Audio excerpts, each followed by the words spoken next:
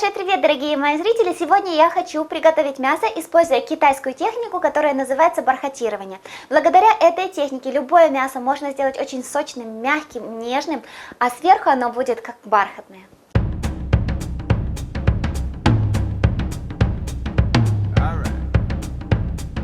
Можно использовать любое мясо, но у меня это сегодня куриное филе. 2 штуки, общим весом 560 граммов. Нарезаем небольшими кусочками. Вот такое я еще разрезаю пополам. Получается вот такой кусочек.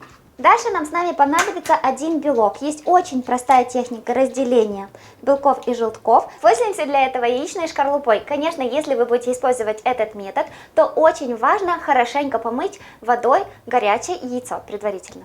И вот так вот очень легко отделить желток от белка. К куриному филе добавляем 1 столовую ложку соевого уксуса, соевого соуса.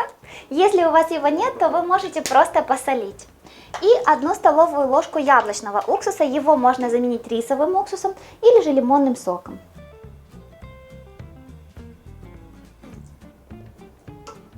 Сюда же отправляем 1 белок.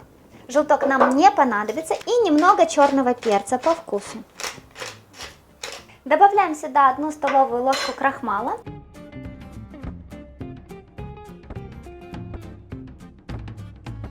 Я использую картофельный, но в принципе я думаю, что в Китае, конечно, используют не картофельный, но мне нравится делать все рецепты более доступными для нас, людей, которые живут в этих широтах. Хорошенько перемешиваем приблизительно 1 минуту, чтобы побольше маринада впиталось в мясо. Вот именно добавление крахмала и делает мясо в итоге бархатным. Теперь мясо нужно оставить минимум на 30 минут. Так как это небольшой промежуток времени, то я оставлю его здесь на столе при комнатной температуре. Если же вы будете мариновать его дольше, а это можно и на ночь оставить, то, конечно, нужно поставить в холодильник. Пока мясо маринуется, быстренько с вами сделаем соус. Столовая ложка кунжута, 4 столовые ложки соевого соуса. Регулируйте по вкусу, так как у него может быть разная степень солености. 1 столовая ложка яблочного уксуса и чайная ложечка меда. Все хорошенько перемешиваем, чтобы мед разошелся. 2 ложками. Теперь, согласно оригинальной китайской технологии бархатирования, мясо нужно или опустить в кипяток буквально на 2 минуты, или же обжарить в глубоком фритюре тоже буквально 1 минуту. И таким образом мы получим полуфабрикат, то есть мясо сверху схватится, получит такую ароматную корочку, или же просто станет таким бархатистым благодаря кипятку, а внутри оно останется сырым. И далее его можно использовать для приготовления китайских стёр-фраев. Сковородку очень хорошо разогреваем и добавляем сюда 4-5 столовых ложек растительного масла.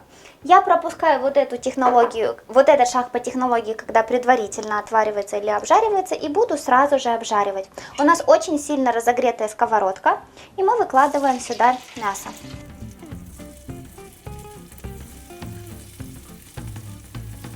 На сильном огне обжариваем мясо буквально 4 минуты, пока оно хорошенько подрумянится.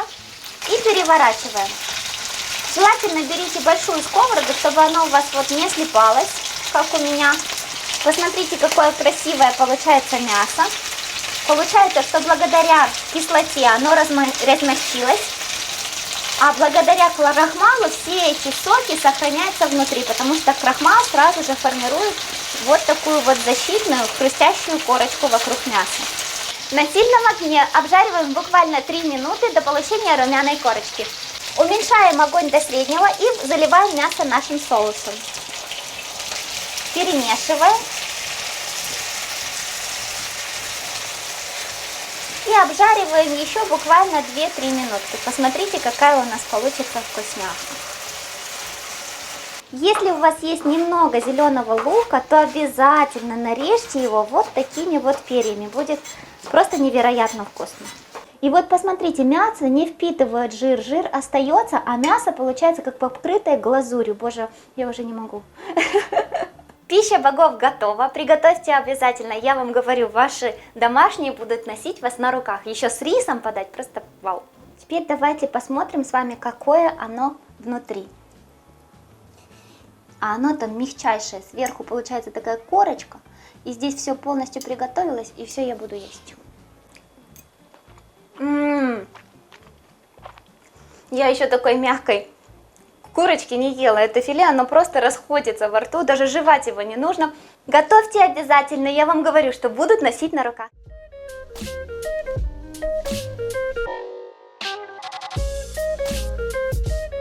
Для маринада смешиваю 1 чайную ложку дижонской горчицы, 1 чайную ложку меда. На терке натираю 1 небольшой зубчик чеснока. Также его можно измельчить любым удобным для вас способом. И также нарезаю небольшой пучок петрушки. Сюда же отправляю всю петрушку и 3 столовых ложки соевого соуса. Если соевый соус не слишком соленый, то еще филе нужно дополнительно подсолить. И хорошо вот так вот перемешиваю.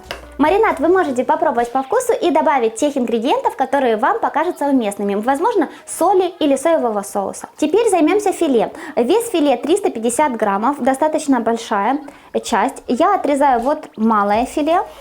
Большое филе разрезаю пополам. Теперь вы можете отбить мясо при помощи молоточка, а я вот это сделаю таким вот специальным приспособлением.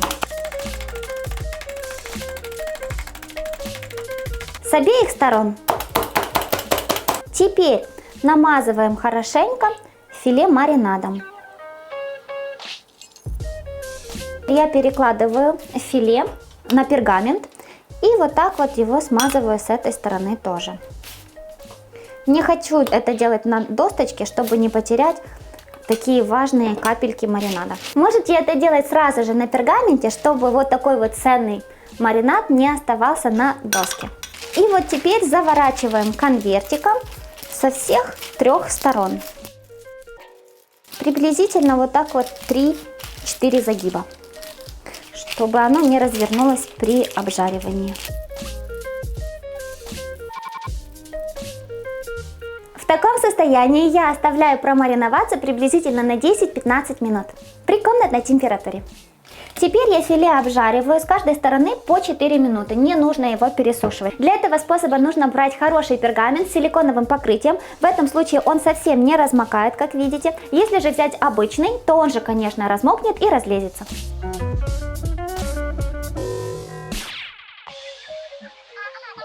И спустя 4 минуты я переворачиваю. Вот смотрите, мне нравится то, что сковородка остается чистой, мед не подгорает и при этом все соки остаются вот в этом конвертике. Готовому филе даю отдохнуть 5 минут, не раскрывая конвертик, чтобы все соки хорошо внутри разошлись. И теперь я аккуратно раскрываю, чтобы сохранить весь сок внутри конвертика. И посмотрите, какая красота. Подавать можно со свежими овощами или с отварным рисом. Получившимся соком можно смазать мясо или же использовать его как подливку для риса или даже как соус для салата. Он получается очень вкусный. И один небольшой совет. Пожалуйста, не передерживайте, не пересушивайте куриное филе. 3-4 минуты с каждой стороны ему будет вполне достаточно, потому что оно очень тоненькое. И также не включайте слишком большую температуру. На своей плите я включаю 6 из 9. А мы вам желаем приятного аппетита. Всем до новых вкусных рецептов!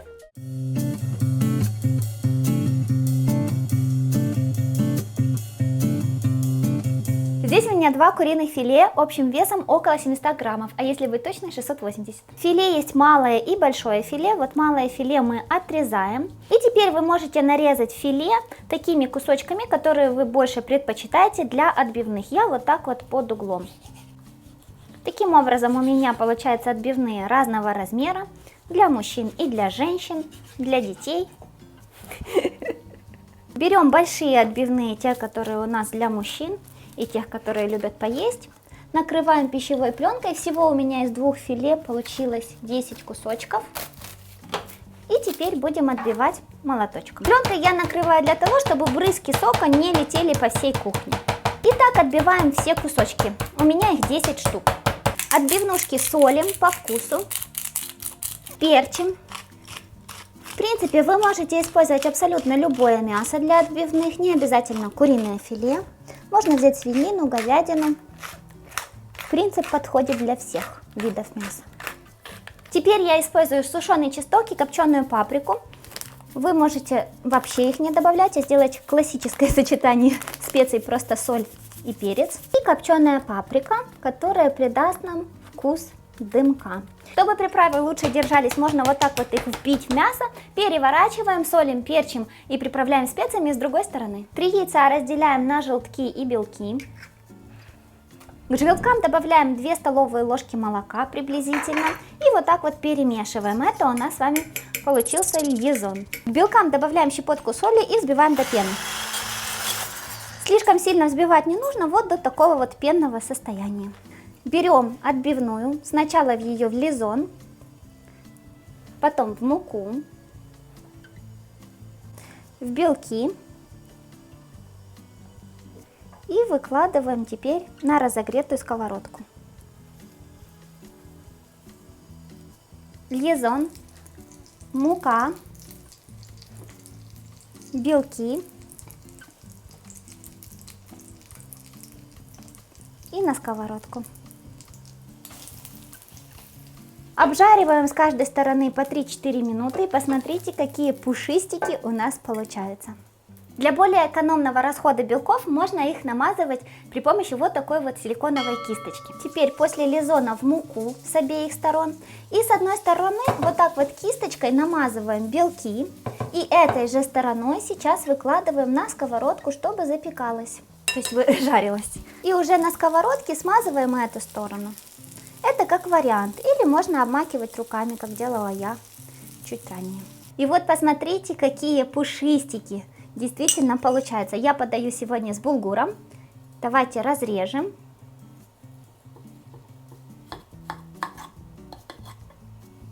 И посмотрим, какие они внутри. Пробуем.